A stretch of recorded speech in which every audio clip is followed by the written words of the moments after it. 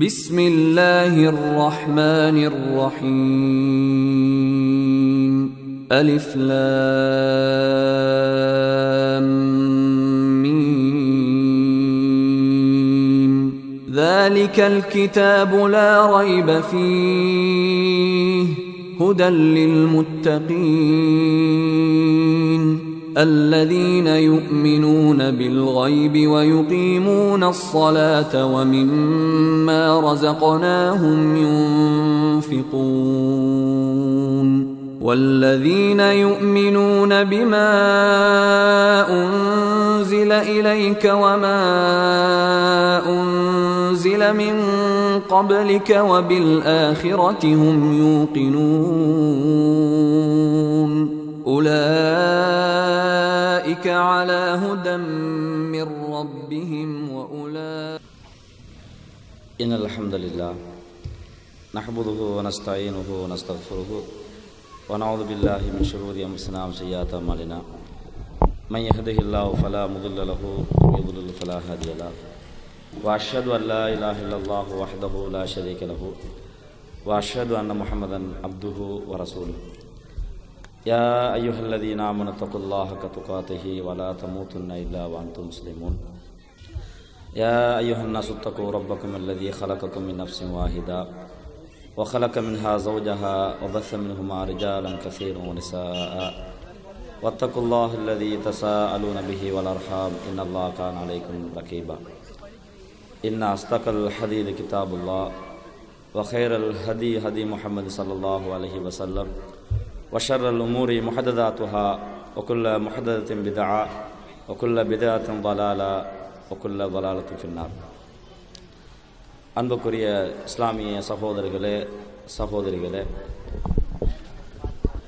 தூய்மையான மார்க்கத்தை தூய அடிப்படையில் பின்பற்ற வேண்டும் என்ற ஒரே நோக்கத்தோடு ஸ்ரீலங்கா தௌஹீத் ஜமாத் இலங்கை பூராகவும் பொதுக்கூட்டம் நிகழ்ச்சிகளை பலதரப்பட்ட தலைப்புகளை கொண்டு நடத்தி வருகிறது. அந்த அடிப்படையில் எனக்கு கொடுக்கப்பட்ட தலைப்பு சமூக தீமைகளும் அந்த தீமைகளை களைவதற்கான சில வழிமுறைகளும் என்ற தலைப்பு கொடுக்கப்பட்டிருக்கிறது. சமூக தீமைகளை பொறுத்தவரைக்கும் இந்த நாட்டிலே அதிகமாக தலைவிரித்தாடுவதை பார்க்கலாம். ஏன் இன்றைக்கு இந்த நாட்டிலே சமூக தீமைகள் தலைவிரித்தாடுகிறது கேட்டால், அது சம்பந்தமாக விழிப்புணர்வு, அதனுடைய பாரதூரங்கள், இப்படிப்பட்ட தீமைகளை செய்வதனால் மறுமையில் எந்த அளவுக்கு அவன் நஷ்டவாளியாக மாறுவான் என்ற அடிப்படை விளக்கம் சமூகத்திலே கொடுக்கப்படாதன் காரணத்தினால்தான் இன்றைக்கு சமூக தீமைகள் இன்றைக்கு பரவலாக அது சின்ன பாவமாக நினைத்து கொண்டும், சிலர்கள் இதெல்லாம் பாவமா என்று இதெல்லாம் பாவம் கிடையாது என்று மனதளவில் நினைத்து கொண்டு இந்த நாட்டில் இப்படிப்பட்ட தீமைகள் நாளுக்கு நாள் கூடிக்கொண்டே இருக்கிறது. இதை ஒழித்து கட்டுவதற்கான வழிமுறை, முதல் வழிமுறை தான் இதை மாசமாக இந்த இப்படிப்பட்ட தலைப்புகளை கொண்டு மக்களுக்கு தெளிவு கொடுக்கின்ற பொழுது இன்ஷா அல்லாஹ் காலப்போக்கில் இந்த சமூகம் அப்படிப்பட்ட ஒரு பயங்கரமான தீமைகளிலிருந்து விடுபட வாய்ப்பு இருக்கின்ற அடிப்படை செய்தியை உங்களுக்கு சொல்லிவிட்டு அந்த தலைப்புக்குள் நுழையலாம் நினைக்கிறேன். அன்புக்குரிய சகோதரர்களே, இந்த சமூக தீமைகளை பொறுத்த வரைக்கும் உலகத்துக்கு அனுப்பப்பட்ட எல்லா நபிமார்களும் இந்த தீமையை களைவதற்காக வேண்டி பலவிதமான போராட்டங்களை செய்திருக்கிறார்கள். அந்த போராட்ட களத்தில் பல நபிமார்கள் பங்கெடுத்தாலும் அதில் ஒரு சில நபிமாருடைய வரலாறுகளை உங்களுக்கு சுருக்கமாக சுட்டிக்காட்ட நினைக்கிறேன். ஷுஐப் அலைஹிஸ்ஸலாம் அவர்களை பொறுத்த வரைக்கும் அந்த சமூகத்திலே தலைவிரித்தாடிய ஒரு சமூக தீமை தான் அளவை நிறுவையில் சமூக மோசடி செய்தார்கள், மக்களை ஏமாற்றினார்கள், மக்களை ஏமாற்றி பணம் சம்பாதித்தார்கள், பொருளாதாரத்தை திரட்டினார்கள். எனவே இந்த தீமையை களைவதற்காக வேண்டி ஷுஐப் அலைஹிஸ்ஸலாம் அவர்கள் பலவிதமான போராட்டங்களையும் பிரச்சாரங்களையும் முன்னெடுத்தார்கள். அந்த பிரச்சாரத்தை பற்றி அல்லாஹ் தஆலா எங்களுக்கு தெளிவாக சொல்லி காட்டுகிறான். எப்படிப்பட்ட பிரச்சாரம் இது? கால லஹும் ஷுஐபுன் அலா தத்தகூன். அந்த ஷுஐப் நபி அவர்கள் அந்த மக்கள்கிட்ட போய் சொன்னார்கள், மக்களே நீங்கள் அல்லாஹ்வை பயப்படக்கூடாதா? அல்லாஹ்வை நீங்கள் அஞ்சக்கூடாதா? இன்னீலக்கும் ரசூலுன் அமீன், நான் உங்களுடைய தூதர், நம்பிக்கைக்குரிய தூதர். ஏமாத்தி மோசடி செய்யக்கூடிய ஒரு ஏமாத்துக்காரன் கிடையாது, ஒரு நம்பிக்கையான ஒரு தூதர். நம்பிக்கையான தூதராகிய நான் உங்களுக்கு எச்சரிக்கிறேன், அல்லாஹ்வை நீங்கள் பயந்து கொள்ளுங்கள். ஃபத்தகுல்லாஹ வஅதீஊன், அல்லாஹ் பயந்து என்னை வழிபடுங்கள், எனக்கு கட்டுப்படுங்கள் என்ற அழகான உபதேசங்களை அந்த மக்களுக்கு சொல்லுகிறார். என்ன உபதேசங்கள் சொல்லுகிறார்? எதை பற்றி அல்லாஹ் பயந்து கொள்ள சொல்லுகிறார் என்று கேட்டால் அதை அவர் என்ன சொல்லுகிறார்? அவுஃபுல் கைல வலா தகூனு மினல் முக்ஸிரீன், அளவை நிறுவையில் நீங்கள் பரிபூரணமாக செய்யுங்கள். அந்த மக்களை நீங்கள் ஏமாற்றி விடாதீர்கள், அந்த மக்களை நீங்கள் வந்து நஷ்டவாளி ஆக்கி விடாதீர்கள், மோசடி செய்யாதீர்கள் என்ற அடிப்படை கொள்கையை அந்த மக்களுக்கு தெளிவாக சொல்கிறார். வஸினு பில் கிஸ்தாஸில் முஸ்தகீம், நேர்மையான திராசை கொண்டு நிறுத்து கொடுங்கள். நிறுத்து கொடுக்கின்ற பொழுதும் நேர்மையான முறையில், நியாயமான முறையில் அல்லாஹ்வுக்கு பயந்து நீங்கள் நிறுத்து கொடுங்கள் என்று அந்த மக்களுக்கு அழகான உபதேசங்களை சொல்லுகின்ற பொழுதும் அந்த மக்கள் என்ன சொன்னார்கள் தெரியுமா? வகாலல் மலவுல்லதீன கஃபரூ மின் கௌமிகி, அந்த கூட்டத்தை சார்ந்த அந்த மக்கள் சொன்னார்கள், லைனி தபதும் ஷுஐபன் இன்னக்கும் இதல் லகாசிரூன், மக்களே ஷுஐப் நபி சொல்லுகின்ற பிரச்சாரத்தை நீங்கள் நடைமுறைப்படுத்தினால் நீங்கள் நஷ்டவாளியா மாறிவிடுவீர்கள் என்ற செய்தியை அந்த மக்கள் சொல்லுகிறார்கள். இன்றைக்கு பார்க்கிறோம் இல்லையா? நீங்கள் வியாபாரம் பண்ணுகிற பொழுது பொய் சொல்லக்கூடாது, ஏமாற்றக்கூடாது, மோசடி பண்ணக்கூடாது என்று சொன்னா வியாபாரத்தில் மோசடி இருக்கணும், வியாபாரத்தில் ஏமாற்றம் இருக்கணும், அப்பதான் முன்னேறி கொண்டே போகலாம். பக்கத்து வீட்டுக்காரனை பாருங்க, இந்த வீட்டுக்காரனை பாருங்க, வாகனம் எடுத்திருக்கிறாரு, மாடிக்கு மேல மாடி கட்டுகிறாரு, பல சொத்து பத்து வைத்திருக்கிறாரு. இதெல்லாம் என்ன தெரியுமா காரணம்? இவர் வந்து ஏமாத்திருக்கிறாரு. ஏமாத்தினா முன்னேறலாம், ஏமாத்தா விட்டால் முன்னேற முடியாது, நஷ்டவாளியா மாறி விடுவோம். எப்படி இன்றைக்கு நம்முடைய சமூகம் சொல்லுகிறார்களோ அதே வார்த்தை அன்றைக்கு ஷுஐப் நபி சொல்லுகின்ற பொழுதும் நேர்மையான முறையிலே, ஹலாலான முறையிலே அல்லாஹ்வுக்கு பயந்து வியாபாரம் பண்ணுங்க சொல்லுகின்ற பொழுதும் அந்த மக்கள் இப்படிப்பட்ட வார்த்தைகள் சொன்னார்கள். இது மட்டும் சொல்லல, இன்னும் சொன்னார்கள், ஷுஐப் நபியே உன்னுடைய இந்த பிரச்சாரத்தை நிறுத்தாவிட்டால் உன்னை இந்த கிராமத்தை விட்டு வெளியேற்றுவோம் என்று சொன்னார்கள். அந்த அளவுக்கு ஏகத்துவ கொள்கை ஒரு பக்கம் புறக்கணித்தார்கள், இன்னொரு பக்கம் அளவை நிறுவையில மோசடி செய்தார்கள், வியாபாரத்தில் மோசடி பண்ணினார்கள். அப்ப இவர்களை பொறுத்த வரைக்கும் திருந்துவதற்கான பல சந்தர்ப்பங்கள் கொடுத்தும் திருந்தாமல், அல்லாஹ்வுக்கு பயப்படாமல் மனோ இச்சையின் அடிப்படையில் உலகத்திலே வாழ்ந்து கொண்டே இருந்தார்கள். அல்லாஹ் என்ன செஞ்சான் தெரியுமா? அந்த கூட்டத்தார பூகம்பத்தின் மூலமாக இந்த சமூகத்தை அழிச்சிட்டான். எந்த சமூகத்தை அழிச்சான்? யார் அளவை நிறுவையில மோசடி செஞ்சு ஏகத்துவ கொள்கையை புறக்கணித்தார்களோ இந்த சமூகத்தை அல்லாஹ் தஆலா பூகம்பத்தை ஏற்படுத்தி அந்த சமூகத்தை அழிச்சு விட்டான். எப்படி அழிச்சான் தெரியுமா? அதை அல்லாஹ் சொல்லுகிறான், கஅல்லம் யக்னௌ ஃபீஹா. எப்படி அழித்தார்கள், அழிக்கப்பட்டார்கள்? அந்த கிராமத்தில் யார் வசிக்கலையே என்று சொல்லுகின்ற அளவுக்கு யாரெல்லாம் ஏமாத்தினார்களோ அத்தனை பேர்களையும் அல்லாஹ் தஆலா அழிச்ச செய்தியை அல்லாஹ் தஆலா எங்களுக்கு தெளிவாக சொல்லி காட்டுகிறான். அப்ப என்ன புரிகிறோம்? நபிமாருடைய வரலாற்றை புரட்டி பார்த்தா அவர்கள் தீமைக்கு எதிராக குரல் கொடுத்திருக்கிறார்கள், தீமைக்கு எதிராக பிரச்சாரம் செய்திருக்கிறார்கள்.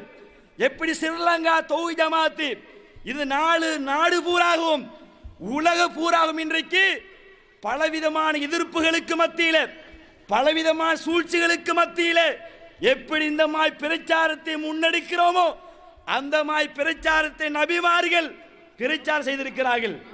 அதை களைவதற்காக வேண்டி அந்த ஊரிலே போராடி இருக்கிறார்கள். அதை அல்லாஹ் தஆலா சொல்லி காட்டுகிறான்.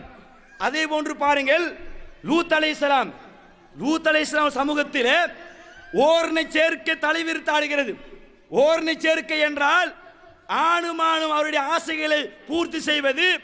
இந்த மாய் ஒரு கேடுகெட்ட அசிங்கமான கேவலமான காரியம் லூத் நபி காலத்திலே தலைவிரித்தாடுகிறது. அப்போது லூத் அலைஹிஸ்ஸலாம் அவர்கள் சொன்னார்கள், எப்படி சொன்னார்கள்? இது காலலி கௌமிகி, என்னுடைய அருமை சமூகமே, அதாதூனல் ஃபாஹிஷா மா சபகக்கும் பிஹா மின் அஹதின் மினல் ஆலமீன், உலகத்தில் இதுக்கு முன்னால் யாரும் செய்யாத வெட்கக்கேடான ஒரு மானங்கெட்ட வேலையை நீங்க செய்றீங்களா என்று கேட்கிறாரு. இன்னும் கேட்டாரு, இன்னக்கும் லதூனர் ரிஜால ஷஹவத்தும் மின் தூனின் நிசா, பெண்களை விட்டு விட்டு ஆண்கள் மீது மோகம் கொள்கிறீர்களா? பல் அந்தும் கௌமும் முஸ்லிமூன், நீங்க வரம்பு மீறிய கூட்டம் என்று அந்த மக்களுக்கு பிரச்சாரம் செய்தார். எப்படி சொன்னாரு? வெட்கங்கெட்ட கூட்டம், இதற்கு முன்னால் இந்த கேவலமான காரியத்தை யாரும் செய்யவில்லை, யாரும் அரங்கேற்றவில்லை, அப்படிப்பட்ட காரியத்தை நீங்க செய்றீங்களே என்று அந்த மக்கள் மத்தியில் தெளிவா சொன்னாரு. அது மாத்திரம் கிடையாது, இன்னும் சொன்னாரு பாருங்க, அல்லாஹ் சொன்னாரு. எப்படி? வஜா கௌமுஹு யுஹ்ரவுன இலைஹி வமின் கபூலு கானு யஅமலூன ஸய்யாத், அந்த ஊரிலே இந்த மாதிரி பிரச்சாரம் செய்கின்ற பொழுது அந்த மக்கள் இவருடைய வார்த்தையை கேட்கல, வார்த்தையை புறக்கணித்தார்கள். புறக்கணித்து ஓர்ணை சேர்க்கையில மூழ்கி கொண்டே இருந்தார்கள். இந்த நேரத்தில் அல்லாஹ் மலக்குமார்களை அனுப்பி அந்த சமூகத்தை அழிப்பதற்காக வேண்டி அனுப்புகின்ற பொழுது அந்த மலக்குமார்கள் லூத் நபியுடைய வீட்டுக்கு வந்திருக்கிறார்கள். மலக்குமார் என்று கூட பார்க்காமல் அவர்கள் மனித வடிவில் வந்தார்கள். உடனே விரைந்து வந்தார்கள். விரைந்து இந்த மலக்குமாரோடு தகாத முறையிலே தப்பான முறையிலே ஓர்ணை சேர்க்கை ஈடுபடுவதற்காக வேண்டி விரைந்து வருகிறார்கள். அப்போது கெஞ்சுகிறார் லூத் நபி. மக்களே எப்படி கேட்டார்னு கேட்டா, ஹா உலாய் பனாத்தி, இதோ என்னுடைய குழந்தைகள், பெண் குழந்தைகள் இருக்கிறார்கள், உங்களுக்கு தூய்மையானவர்கள், இவர்கள் மூலம் அவங்களுடைய ஆசைகளை பூர்த்தி செய்யுங்கள். ஆனால் ஃபத்தகுல்லாஹ வலா துஹ்சூனி ஃபீ லைஃபி, சொல்கிறார், என்னுடைய விருந்தினர்களை நீங்கள் கேவலப்படுத்த வேண்டாம், அல்லாஹ்வை பயந்து கொள்ளுங்கள். அலைஸ மின்கும் ரஜுலுன் ரஷீது, உங்களோட ஊர்ல ஒரு நல்ல மனுஷன் இல்லையாப்பா, ஒரு நல்ல மனுஷன் இல்லையா என்று அந்த மக்களுக்கு சொல்லுகிறாரு. அந்த மக்கள் என்ன சொன்னா தெரியுமா? காலு லக்கத அலிம்த மாலனா ஃபீ பனாதிக மின் ஹக்கின், லூத் நபியே, உங்களோட குழந்தை விஷயத்தை எங்களுக்கு எந்த தேவையும் இல்லை, அது உனக்கு தெரியும். பொம்பளை விஷயத்தில் எங்களுக்கு தேவையில்லை என்பது உனக்கு தெரியும். வைன்னக லதாலமு மா நுரீத், எங்களுக்கு அது விருப்பம் இல்லைன்னு உனக்கு தெரியும். தெரிஞ்சு கொண்டு பொம்பளை ஆளுங்களுக்கு தாருகிறாயே என்று அந்த கேவலமான அசிங்கமான காரியத்தை செய்கின்ற மக்கள் சொல்லுகிறார்கள். இந்த நேரத்தில் தான் மலக்குமார் சொன்னார்கள், யாரை பார்த்து சொன்னார்கள்? ஒன்னும் பயப்பட வேணாம் லூத் நபியே, ஒன்னும் பயப்படாங்க, அவர்கள் நெருங்க முடியாது. நீங்க என்ன செய்யுங்க தெரியுமா? நீங்களும் உங்களை யார் ஏற்றுக்கொண்ட அவர்களும் அப்படி இரவோட இரவா போய்விடுங்க, இரவின் ஒரு பகுதியில் போய்விடுங்கள். அப்ப அல்லாஹ் இந்த சமூகத்தை அழிக்க போகிறான். உடனே அந்த லூத் நபியோட மனைவியை தவிர மனைவி ஏற்றுக்கொள்ளவில்லை. அந்த கொள்கை யார் ஏற்றுக்கொண்டார்களோ அவர்கள் எல்லாம் இரவோடு இரவாக வேறொரு பகுதி நோக்கி செல்லுகின்ற பொழுது அல்லாஹ் எப்படி அழிச்சான் தெரியுமா? எப்படி அழிச்சான்? சுடப்பட்ட அந்த கற்களை இறக்கி, மலை இறக்கி, அதன் மூலமா அல்லாஹ் தஆலா அந்த சமூகத்தை அழிச்சான். தலைகீழ பிரட்டி அழிச்சான். எதற்காக அழிச்சான் தெரியுமா? அந்த சமூகத்திலே தலைவிரித்தாடிய ஒரு தீமை தான் ஓர்ணை சேர்க்கை சொல்லப்பட்ட தீமை, ஒரு கேவலமான தீமை. இந்த தீமைக்கு எதிராக அந்த நபி குரல் கொடுத்திருக்கிறாரு. அது ஊரிலே கடுமையான போராட்டம் செய்திருக்கிறாரு. அந்த சமூகம் ஏற்றுக்கொள்ளவில்லை, புறக்கணித்தார்கள். புறக்கணித்ததன் விளைவு அல்லாஹ் என்ன செஞ்சான் தெரியுமா? கல்மலை இறக்கி அந்த சமூகத்தை அழிச்ச வரலாறை அல்லாஹ் குறிப்பிட்டு காட்டுகிறான். அப்ப இந்த மாதிரி நிறைய சம்பவங்களை குர்ஆன் எங்களுக்கு பட்டியல் போடுகிறது, வரலாறுகளை எங்களுக்கு சொல்லி காட்டுகிறது. இதெல்லாம் ஏன் சொல்லுகிறோம் தெரியுமா? சமூகத்தை என்னென்ன தீமை இருக்கிறதோ அந்த தீமைகளை களைய வேண்டிய கடப்பாடு அன்றைக்கு நபிமார்களுக்கு சாட்டப்பட்டது. இன்றைக்கு யாருக்கு தெரியுமா சாட்டப்பட்டிருக்கிறது? யாருக்கு?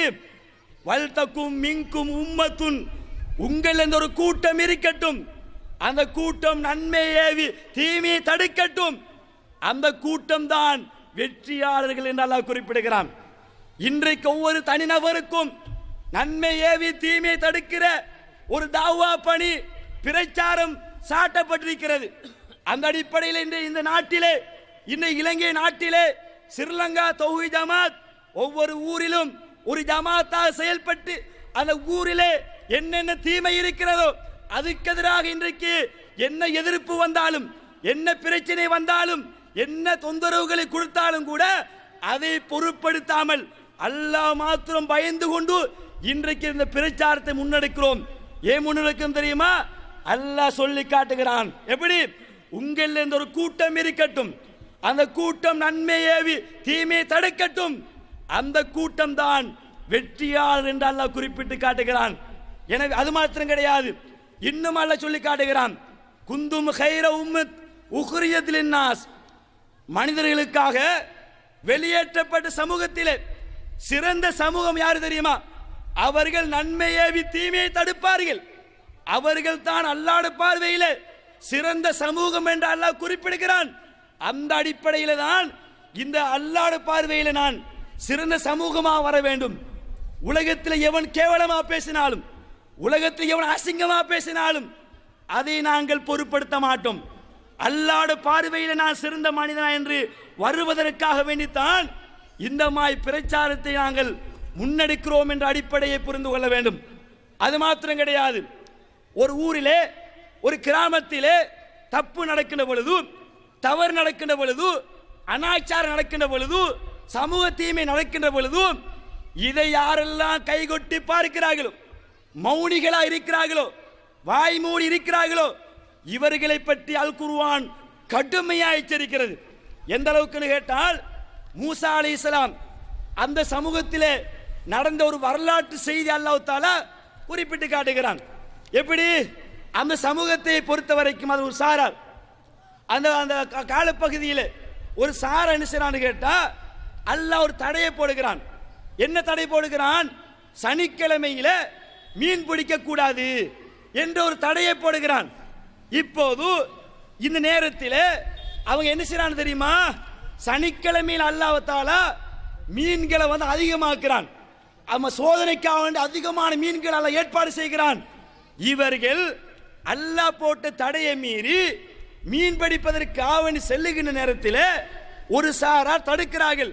எப்படி தடுக்கிறார்கள்? அல்லாஹ் உங்களை தடுக்கலையா? இந்த மாதிரி செஞ்ச உங்களை அல்லாஹ் அழிச்சு போட்டுருவான், அல்லாஹ் தண்டனை இறக்குவான், நீங்கள் இந்த மாதிரி போகாங்க என்று ஒரு சாரார் தடுக்கிறார்கள். இன்னொரு சாரார் என்ன செய்யறான்னு தெரியுமா? தடுக்கல, தடுக்காம உங்களுக்கு என்ன, அவங்க செஞ்சா அவங்க அல்லாஹ் அழிச்சு போட்டுருவான், நீ உங்களோட பாட்டில் இருங்கன, நீங்க தடுக்க தேவையில்லை என்று தடுக்கிறவர்களை பார்த்து தடுக்கவானாம் சொல்கிறார்கள். இவர்கள் தப்பு செய்யல, தவறு செய்யல, ஆனா தடுக்கவானாம் சொல்கிறார்கள். அல்லாஹ் தஆலா எப்படி அழிச்சான் தெரியுமா? எப்படி அழிச்சான்? ரெண்டு சாராரை அழிச்சான். ஒன்று, யார் தப்பு செஞ்சார்களோ அவர்களையும் அல்லாஹ் அழிச்சிட்டான். யார் தப்பு நடக்கின்ற பொழுது கைகட்டி பார்த்து கொண்டு இருந்தார்களோ அவர்களையும் அழிச்சு விட்டு ஒரே ஒரு சாராரை அல்லாஹ் பாதுகாத்தான்.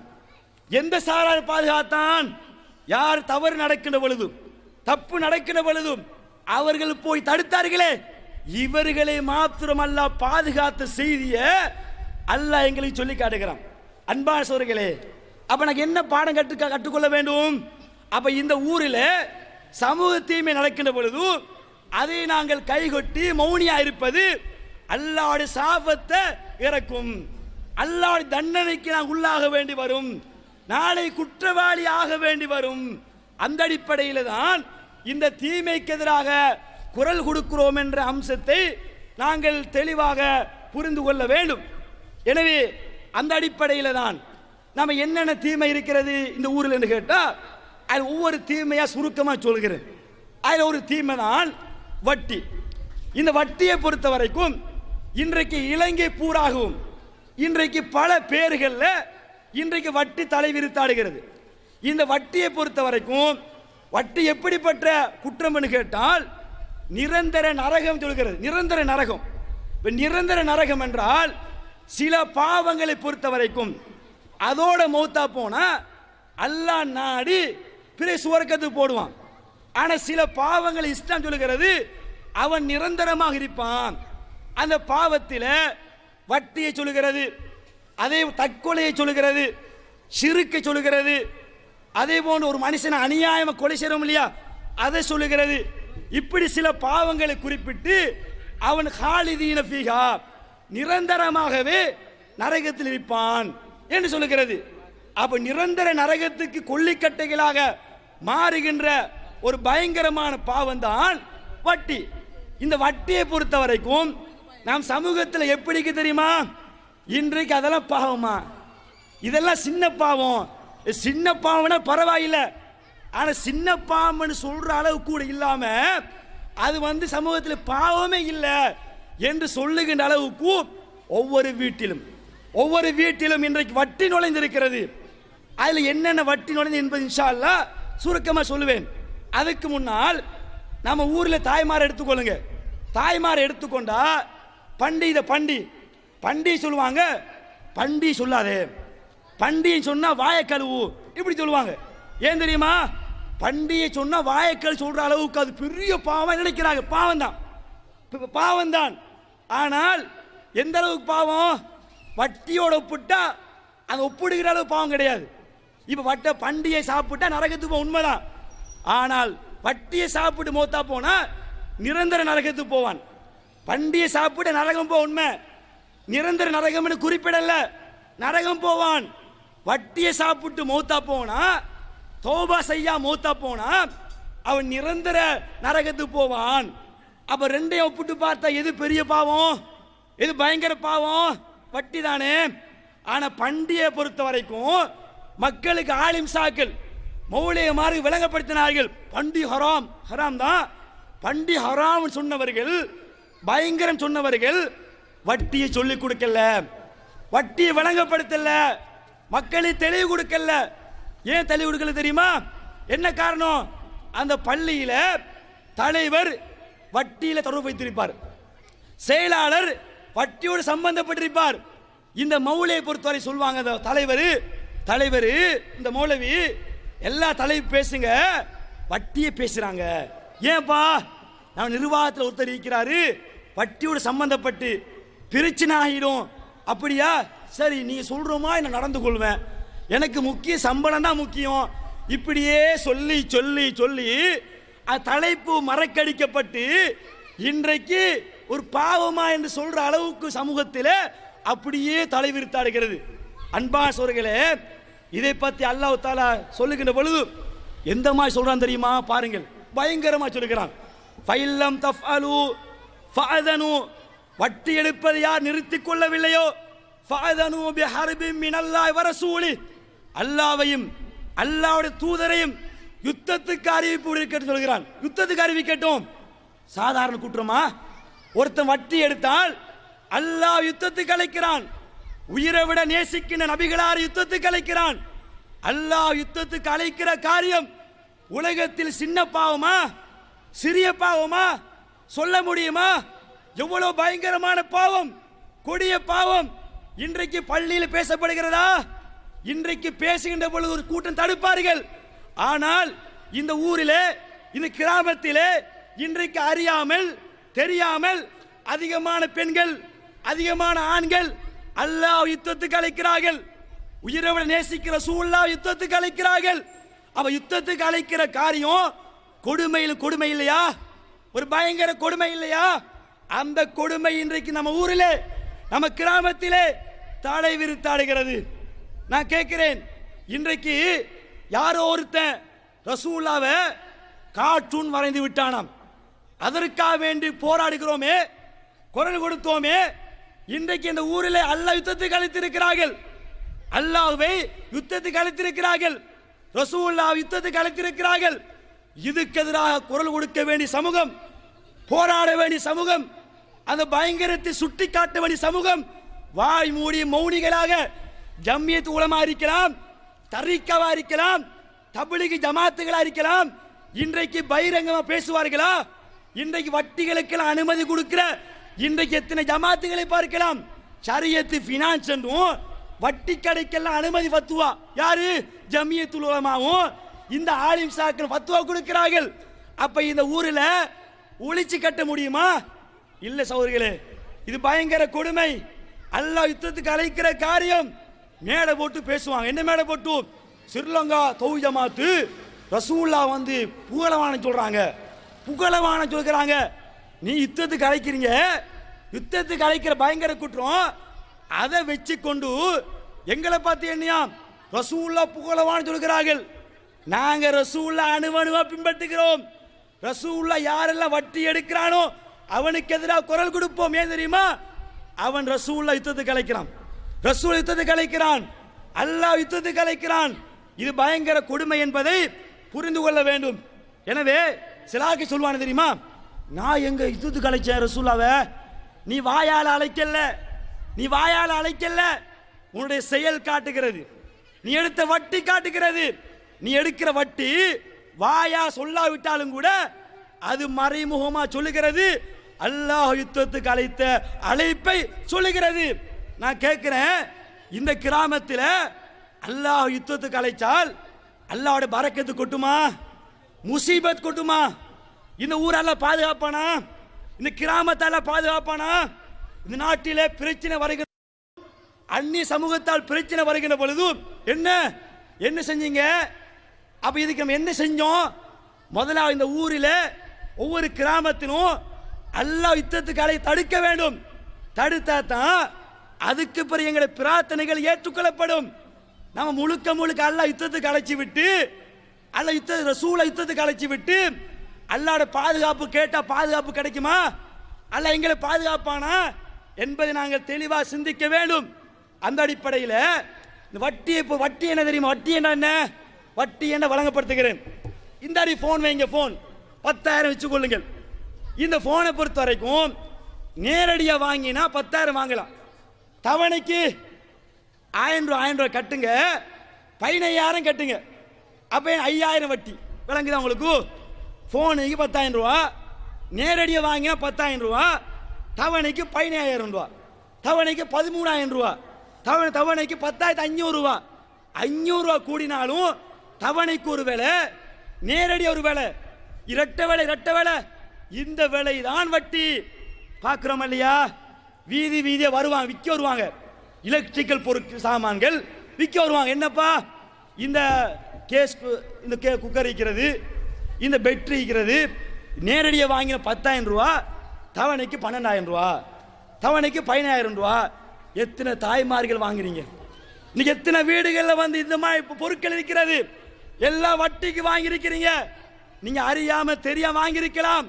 நீங்க வாங்குகின்ற சின்ன பொருட்களா இருக்கலாம், சிறிய பொருட்களா இருக்கலாம், குக்கரா இருக்கலாம். 2,500 ரூபா தான் கொடுத்திருப்பீங்க. நேரடியா 2,000 ரூபா, 5,000 ரூபா கூட கொடுத்திருப்பீங்க, 500 ரூபா கூட கொடுத்திருப்பீங்க. 500 ரூபா கூட கொடுத்தாலும் கூட அல்லாஹ் யுத்தத்துக்கு அழைத்து விட்டீர்கள், ரசூலை யுத்தத்துக்கு அழைத்து விட்டீர்கள். அந்த நிலையில மௌத்தா போனால், அந்த நிலையில மௌத்தா போனால் நிரந்தர நரகம் என்று இஸ்லாம் சொல்லுகிறது. இந்த கொடுமை இன்றைக்கு எவ்வளவு நடக்கிறது? அதிகமாக நடக்கிறது. அதே போன்று பார்த்தீங்கன்னா ஃபினான்ஸுக்கு வாகனம் விற்பான். ஃபினான்ஸ் ஆட்டா, பைக்கு, படி, லொரின்னு வாங்குவாங்க. என்ன வேலை? அந்த பைக்கிட பெறுமதி 2 லட்சம், நேரடியாக 2 லட்சம், தவணைக்கு 3 லட்சம். என்னப்பா? லீசிங், ஃபினான்ஸு, வட்டி. இங்க வட்டி, நீ வாங்குற பைக்கு வட்டி, ஃபினான்ஸுக்கு வாங்குற பை வட்டி. வட்டி எடுக்கிற பொழுது அல்லாஹ் யுத்தத்துக்கு அழைக்கிறீங்க. வட்டி எடுக்கிற பொழுது அந்த நிலையில மௌத்தா போனால் நிரந்தர படுகொலைக்கு போறீங்க. இன்றைக்கு எத்தனை வீடுகளில் ஃபினான்ஸ் வாகனம் சிந்திச்சு பார்த்தீங்களா? இந்த ஊர்ல எண்ணி சொல்ற அளவுக்கு அதிகமான வீடுகள்ல ஆட்டோ பினான்சி லீசிங், பைக் லீசிங், அந்த வாகனம் படி லீசிங், லோரி லீசிங், இந்த அளவுக்கு பினான்ஸ் லீசிங் என்ற பேர்ல இன்றைக்கு வட்டி நுழைஞ்சிருக்கிறது. அதிகமான பேர்கள் விளங்காம தெரியாம பாவத்தை அறியாம அதுல மூழ்கி போயிருக்கிறார்கள். சகோதரிகளே, தாய்மார்களே, வானம் இப்படிப்பட்ட வாகனம் எங்களுக்கு தேவையில்லை. அல்லாஹ் யுத்தத்துக்கு அழைத்து வாகனம் வேணுமா? ரசூலை யுத்தத்துக்கு அழைத்து வாகனம் வேணுமா? அதில் நாங்க ஓட வேணுமா? இன்பமா வாழ வேண்டுமா? இப்படி வாழுகின்ற பொழுது திடீரென விபத்துக்குள்ளாய் மௌத்தா போனால் ஆட்டோ வாங்குறீங்க, ஒரு பினான்ஸுக்கு வாங்குறீங்க, வாங்கி குடும்பத்தோட போறீங்க, குடும்பத்தோட போகின்ற பொழுது விபத்துக்குள்ளாய் மௌத்தா போனா நிலைமை என்ன? உங்களோட பினான்ஸ் சுவர்க்கத்துக்கு வழிகாட்டுமா? உங்களோட குடும்பத்துக்காக நீ நேசத்துக்காக பாசத்துக்காக வாங்குறீங்க, உன மனைவி சுவர்க்கத்துக்கு வழிகாட்டுவாளா? உன குழந்தை உங்க சுவர்க்கத்துக்கு வழிகாட்டுமா? யார் வாங்கினாரோ அந்த பெற்றோர் நிரந்தர நரகத்துக்கு போகிறார். எனவே இன்றைக்கு யாரெல்லாம் வாங்கினார்களோ யோசிப்பீங்க, என்னடப்பா பினான்ஸ் வட்டியா, யுத்தத்துக்கு அழைக்கிற காரியமா, இதுக்கு என்ன விடுதலை, என்ன அடிப்படைக்கிறது? சந்தர்ப்பம் இல்லையா? தௌபா இல்லையா? தௌபா இருக்கிறது, சந்தர்ப்பம் இருக்கிறது. இப்போது கையேந்து கேளுங்கள், யா அல்லாஹ் நான் உண்மையில் அறிஞ்சு செஞ்சேன், அறியாம செஞ்சேன், இதுக்கு பிறகு நான் வட்டி எடுக்க மாட்டேன், வட்டி மக்கம் போக மாட்டேன் என்று தௌபா செஞ்சு இந்த நிமிடமே மீளுங்கள். காரணம், தூங்குகின்ற பொழுது மௌத்து வரலாம், நாளைக்கு மௌத்து வரலாம், நாளன்றைக்கு மௌத்து வரலாம். எனவே இந்த நிமிடமே நீங்க தௌபா செஞ்சு அல்லாஹ்விடத்திலே மன்றாடி அந்த வட்டியிலிருந்து மீளுங்கள். தாய்மார்களே, உங்களோட வீடுகளை நீங்கள் எலக்ட்ரிக்கல் பொருட்கள் வாங்கியிருந்தால், தவணைக்கு வாங்கியிருந்தால், அந்த மாதிரி பொருட்கள் வாங்கி வீட்டில் இருந்தால் இந்த நிமிடம் அல்லாஹ் தௌபா செஞ்சு மன்னிப்பு கேட்டு சரியான கொள்கைக்கு மீளுங்கள். இது உங்களுக்கு சொல்லுகின்ற அழகான உபதேசம் என்பதை புரிந்து கொள்ளுங்கள். அதே போன்று பார்த்தீங்கன்னா லோனுக்கு சல்லி எடுப்போம், லோன் சமுர்த்தியா இருக்கலாம், அது வேற எந்த வகையில் இருக்கலாம். என்னையா லோன் எவ்வளோ? லோனுக்கு சல்லி 10,000 தாரேன், 40,000 தாரேன், திருப்பி தரும்போது 50,000.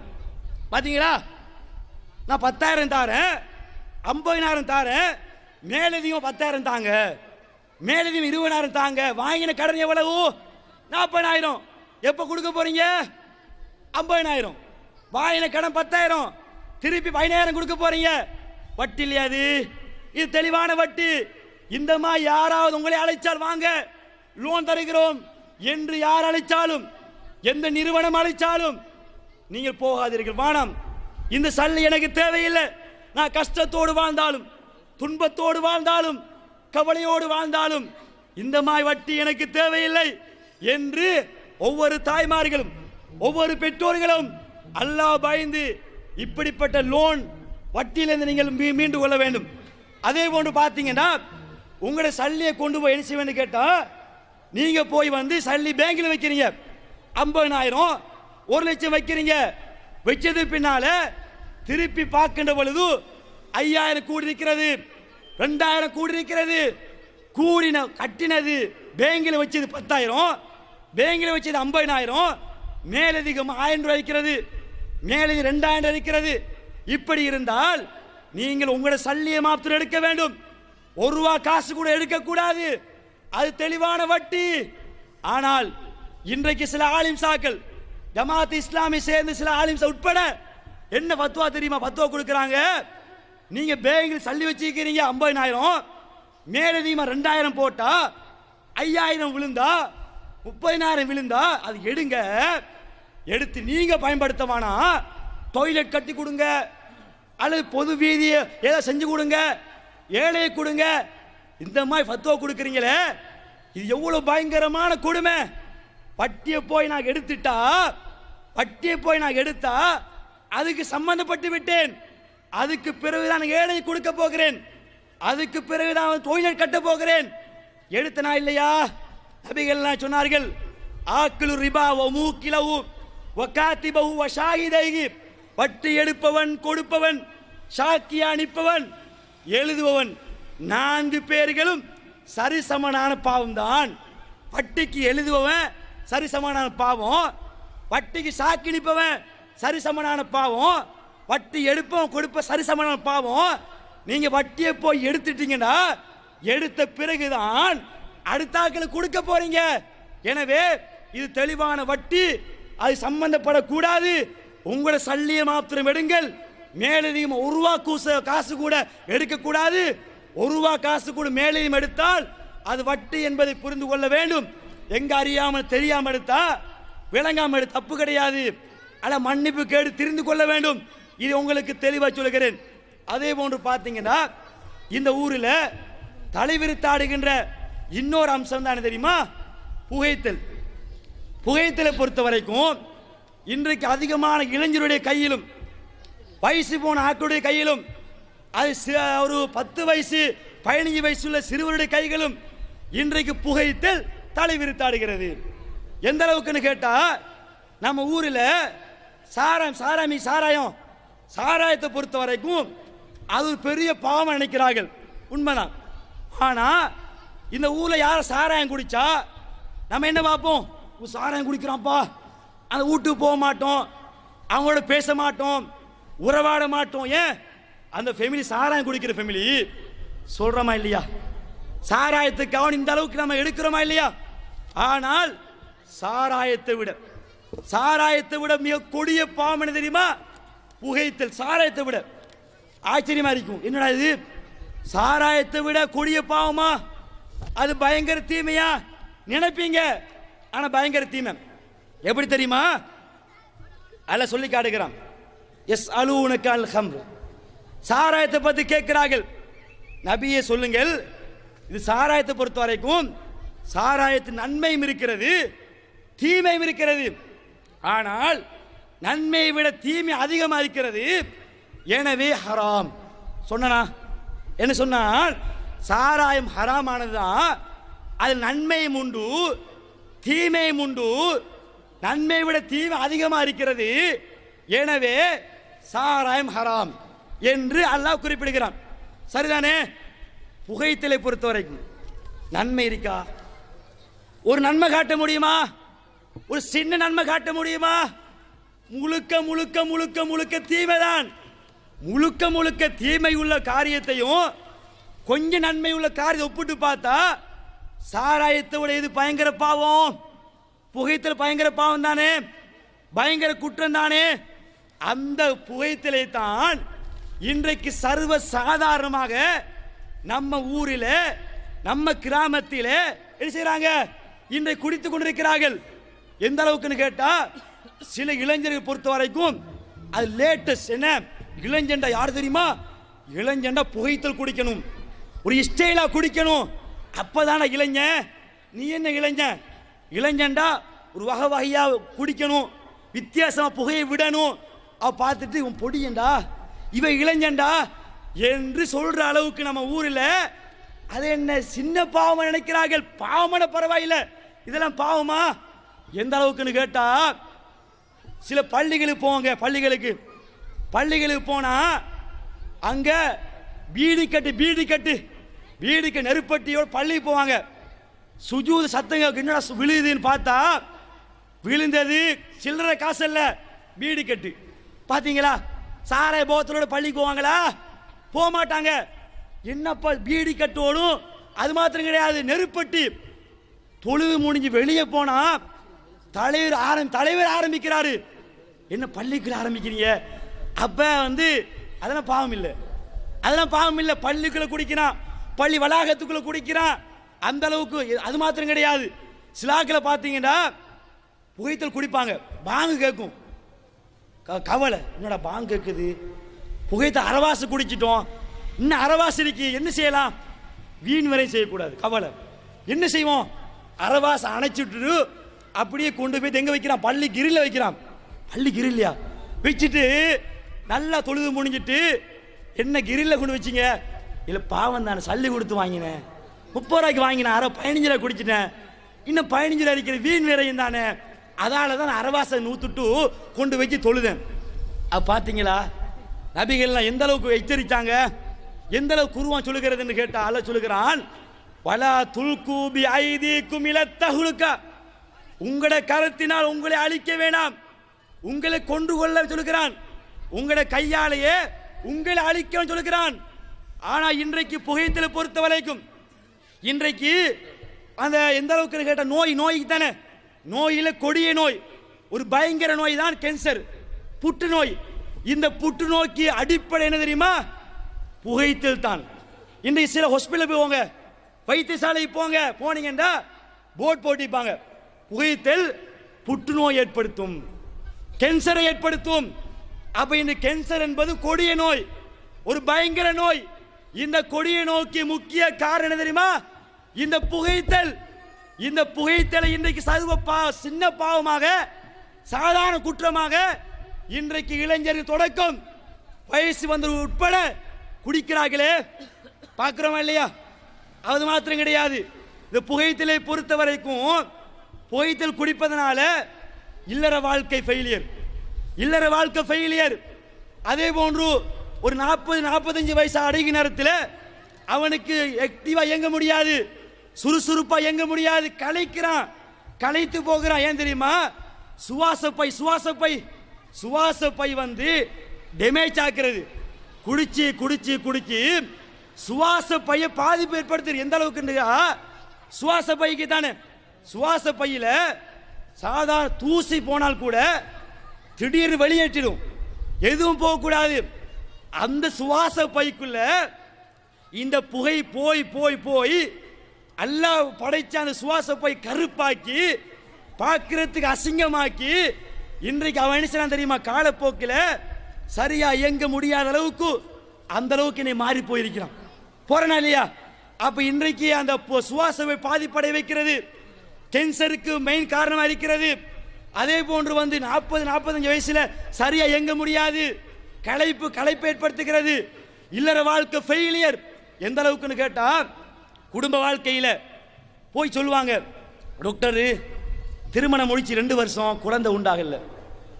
சிலாக்களுக்கு அல்லான்னு கேட்டா லேட் ஆகி கொடுப்பான், குடிக்கவும் மாட்டான், புகைத்தல் குடிக்கவும் மாட்டாங்க, லேட் ஆகி கொடுப்பான். அல்ல நல்லா சோதனைக்காக வேண்டி கொடுக்காம இருப்பான் விரும்பி. இந்த மாதிரி சிலாக்களை பொறுத்த வரைக்கும் இவங்க தேடிக்கொள்வாங்க.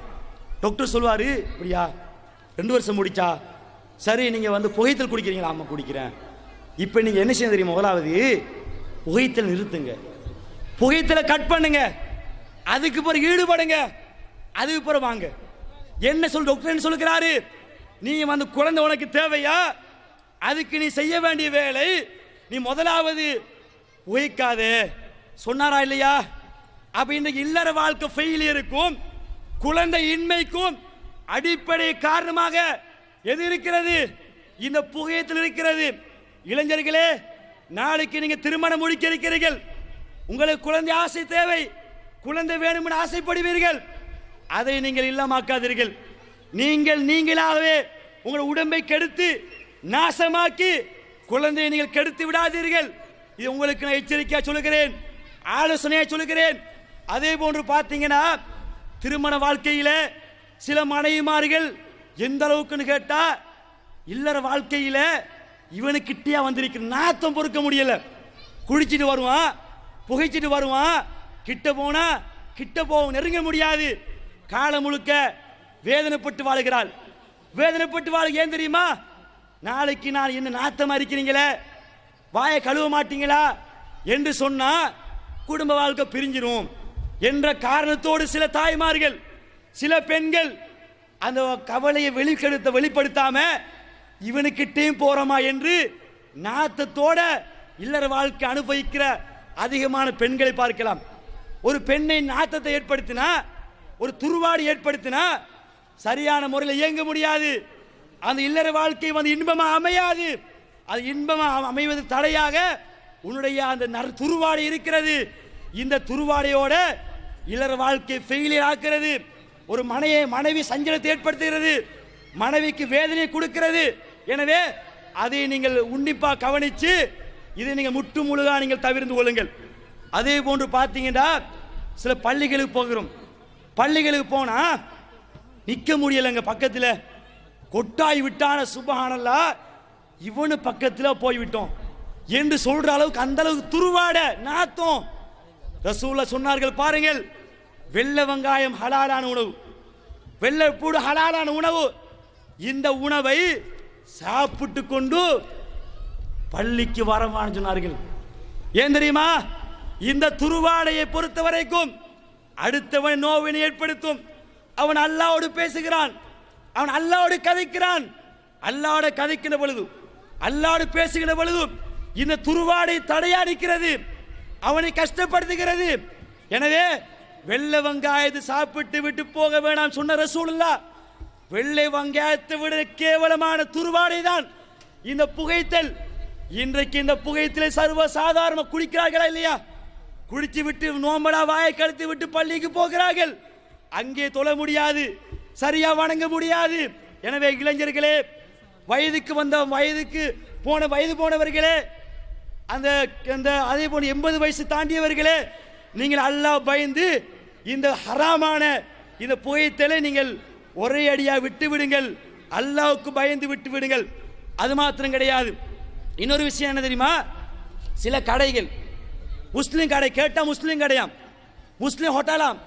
இந்த முஸ்லீம் கடைகளில் பார்த்தீங்கன்னா என்ன பிஸ்னஸ் அதிகமாக புகைத்தல் தான் சொல்வாங்க. போய் சொல்லுவோம், புகைத்தல் ஹராம் இல்லையா, இதை போய் விற்கிறீங்களே மௌலவி, என்ன தெரியுமா சொல்லுவாங்க? மௌலவி, இதை விற்காம இருந்தா யாரும் ஹோட்டலுக்கு வரமாட்டோம் மௌலவி.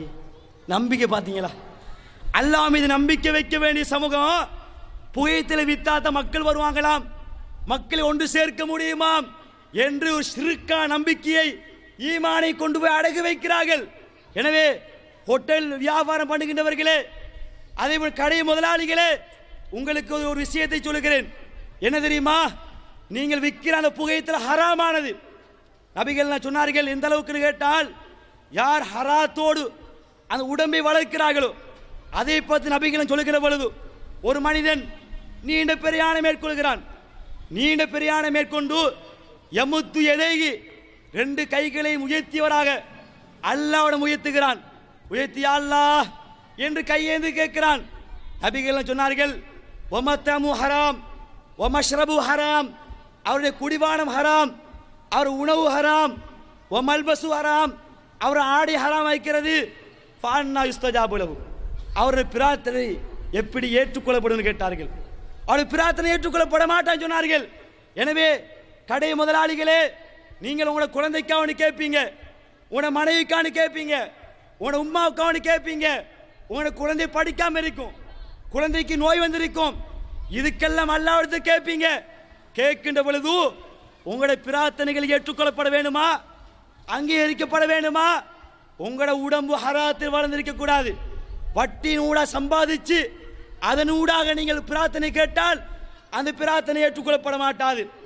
புகைத்து வியாபாரம் பண்ணி அது சிகரெட்டோ பீடியோ எதுவாக இருந்தாலும் கூட இதை நீங்கள் வியாபாரம் பண்ணி அந்த லாபத்தை தேடி அதன் ஊடாக உங்களோட குழந்தையை கொடுத்தால், உங்களோட உடம்பை வளர்த்தால், உங்களோட உடம்பின் ஊடாக அல்லாஹ்விடத்தில் பிரார்த்திக்கிற எந்த பிரார்த்தனைகளும் ஏற்றுக்கொள்ளப்பட மாட்டாது.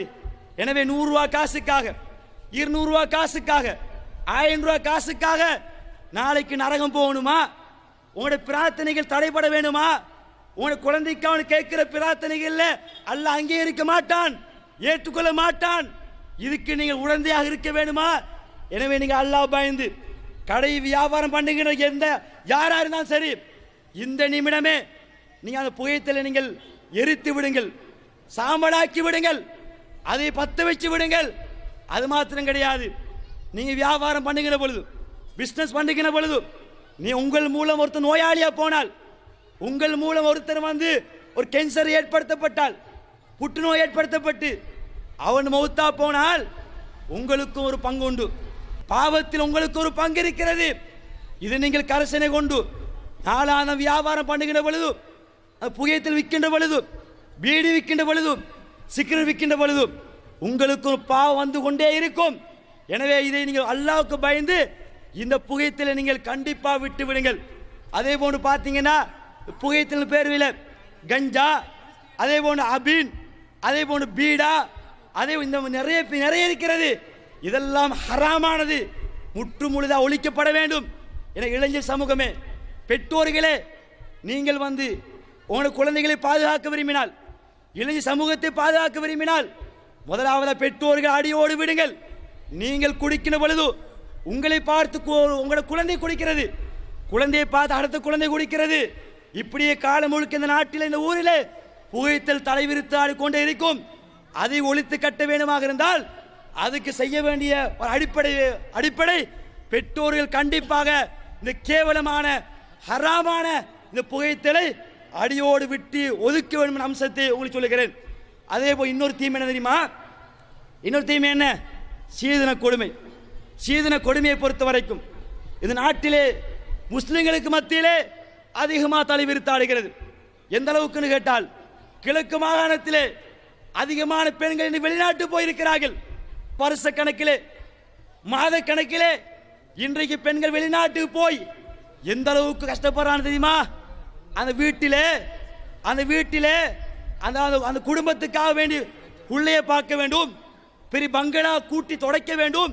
இவ்வளோ கஷ்டப்பட்டு ஹராத்தை உழைச்சி கொண்டு ஒரு வீட்டை கட்டுகிறாளே இந்த ஆண்மகனை பொறுத்தவரைக்கும் ஆண்மணிகளுக்கு பொம்புளை, இந்த பொம்புளின் பேர் இருக்கிற இந்த ஆண்மகன் சில பேர் அந்த பொம்பளை வீட்டில் இருக்கிறான். இந்த பொம்பளை ஆம்பளையா மாறி கஷ்டப்பட்டு வீடு கட்டுகிறாள். இந்த ஆம்பளை வெக்கம் கட்டவன், வெக்கம் இல்லாமல் ரோசம் இல்லாமல் பொம்பளை வீட்டில் இருக்கிறீங்களே, உங்களுக்கு உண்மையிலே நான் கேட்கிறேன், அல்லாஹ் பத்தி பயம் இல்லையா? உங்களுக்கு ஈவிரக்கம் இல்லையா? உங்களுக்கு இரக்க பாசம் இல்லையா? எனவே அல்லாஹ் பயந்து ஒவ்வொரு ஆம்பளைகளும் மகர் கொடுத்து முடிக்க வேண்டும். திருமணம் என்றாலே மகர் கொடுத்து ஆம்பளை முடிக்கப்பட வேண்டும். இது ஆம்பளை, இது உண்மையில் இஸ்லாம் சொல்லுகின்ற ஆம்பளை. யாரு பொம்பளை இடத்திலே காசாக, பணமாக, வீடாக யாரெல்லாம் வாங்குகிறார்களோ அவர்கள் சமூகம் ஆம்பளை சொல்லலாம்.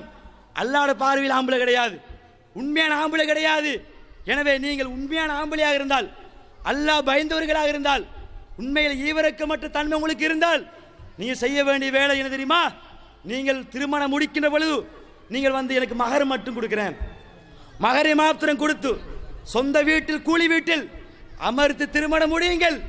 இதான் இஸ்லாம் சொல்லுகின்ற திருமணம். தவிர பொம்பளை வீட்டில் போய் ஓசியில போய் சாப்பிட்றது, அவன் தருகின்ற அந்த காரை எடுத்து பைக் எடுத்து ஓட்டுறது, இது ஆம்பளைக்கு அழகு கிடையாது என்பதை புரிந்து கொண்டு மகர் கொடுக்குகிற இளைஞர்கள் வர வேண்டும். இந்த கிராமத்திலே ஸ்ரீலங்கா தௌஹீத் ஜமாத் இளைஞர்களை பொறுத்த வரைக்கும் எப்படி மாற வேண்டும் தெரியுமா? நான் யாரு தெரியுமா? திருமணம் முடிக்க இருக்கிறேன். எப்படி முடிப்பேன் தெரியுமா? எப்படி முடிப்பேன்? காசு வாங்க மாட்டேன், வீடு வாங்க மாட்டேன், எதுவும் வாங்க மாட்டேன். மகர் கொடுத்து திருமணம் முடிக்கின்ற ஆம்பளை என்று சொல்லுகின்ற அளவுக்கு இந்த கிராமத்திலே நம்முடைய இளைஞர் சமூகம் உருவாக்கப்பட வேண்டும். அப்படிப்பட்ட இளைஞர்களைத்தான் இந்த ஸ்ரீலங்கா தௌஹீத் ஜமாத் இந்த நாட்டிலே உருவாக்கி கொண்டிருக்கிறது. எந்த அளவுக்கு கேட்டால், இன்றைக்கு சில தாய்மார்கள் கருவிலே பொம்பளை பிள்ளையின் தெரிஞ்ச சமாதி கட்டுகிறார்கள். ஜாகிலியா காலத்திலே பொம்பளை பிள்ளை பிறந்தவுடன் குழி தோண்டி புதைத்தார்கள் ஜாகிலியா கால மக்கள். இன்றைக்கு இந்த நாட்டிலே கருவிலே இன்றைக்கு பொம்பளை பிள்ளையை கொள்ளுகின்ற அளவுக்கு நிலைமை மோசமாக இருக்கிறது. ஏன் தெரியுமா? அந்த தாய்க்கு பொம்பளை பிள்ளை மீது இரக்கம் இல்லை, தன்மை அர்த்தம் கிடையாது. இரக்கம் இருக்கிறது, பாசம் இருக்கிறது, அன்பு இருக்கிறது. நாளைக்கு அந்த குழந்தை பெற்றெடுத்தால், நாளைக்கு வீடு கட்ட முடியாத நிலைமை வந்துவிட்டால், 30 வயசு அடைஞ்சு, 35 வயசு அடைஞ்சு, 40 வயசு அடைஞ்சு திருமணம் முடிக்காம வீட்டிலே கண்ணியாக காலத்தை கழிப்பாளே, கண்ணீரோட காலத்தை கழிப்பாளே. இதை பார்த்து விட்டு நான் காலம் முழுக்க அழ வேண்டுமே என்ற அடிப்படையில் இன்றைக்கு எத்தனை தாய்மார்கள் கருவிலே பொம்பளையை கொலை செய்கிற அளவுக்கு காலமாய் போகிறது. இன்றைக்கு இஸ்லாத்துக்கு வருவதற்கு நிறைய அந்நிய சமூகம் வர பார்க்கிறார்கள். ஆனால் இஸ்லாத்துக்கு வந்துவிட்டால் என்னுடைய பொம்பளை பிள்ளை எப்படி கரை சேர்ப்பது என்று கவலைப்படுகிறான், ஆச்சரியப்படுகிறான். இஸ்லாமிய மார்க்கம் தெளிவான மார்க்கம், அழகான மார்க்கம், அறிவுபூர்வமான மார்க்கம். உங்களோட மார்க்கத்துக்குள் வந்துவிட்டால் என்னுடைய பொம்பளை பிள்ளையை கரை சேர்க்க முடியாது, என்னிடத்தில் வந்து வீடு கிடையாது, பங்களா கிடையாது என்று இஸ்லாத்துக்கு வருவதற்கு கூட தடையாக இருக்கிற காரியமாக இந்த சீதன பிச்சை, கௌரவ பிச்சை நம்ம ஊரிலே தலைவிரித்தாடி கொண்டிருக்கிறது. ஒரு விஷயத்தை சொல்லி முடித்துக் கொள்கிறேன். பெண்ணை பொறுத்த வரைக்கும் அந்த பெண் உண்மையில குழந்தையை சுமக்கின்ற பொழுது அந்த பெண்ணை பொறுத்த வரைக்கும் எவ்வளவு கஷ்டப்படுகிறாள். ஒரு 5, 6, 7 மாசம் அடைகின்ற பொழுது நிம்மதியா உறங்க முடியாது, நிம்மதியா தூங்க முடியாது, நிம்மதியா சாப்பிட முடியாது.